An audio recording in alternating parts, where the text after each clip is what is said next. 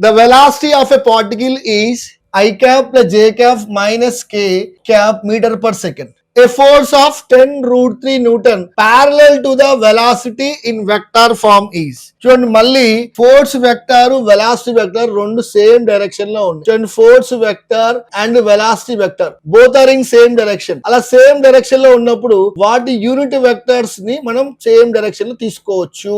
కాబట్టి unit vector force దగ్గర మనం వెలాసిటీ వెక్టర్ యూనిట్ వెక్టర్ పెట్టొచ్చు. Clear my dear? Clear my dear? ఇలా రాసుకోవచ్చు. ఇప్పుడు నేను ఫోర్స్ వెక్టర్ ని ఎక్స్ప్రెస్ చేస్తుంది చూడండి. Force vector is equal to its magnitude and its unit vector. క్లియరా?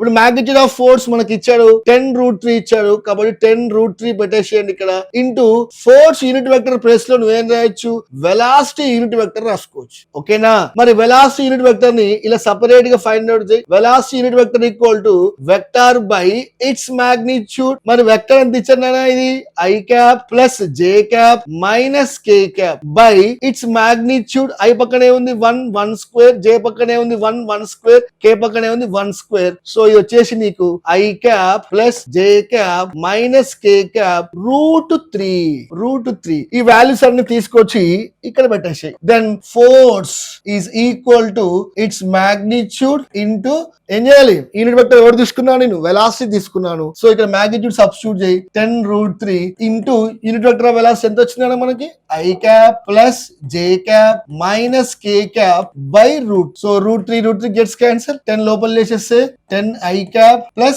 10 J cap minus 10 K cap. So this is the force. So force equal 10 I cap plus 10 J cap minus 10 K cap. So in Newton. So which option? Option 1 is the right answer. Right. Next question. అర్థమైందా ఇది? So if force and velocity, if two vectors are in same direction, అవి parallel గా ఉన్నాయంటే same direction. అవి same direction ఉన్నాయంటే అవి వాటి unit vectors కూడా సేమ్ అవుతాయి. That's the trick.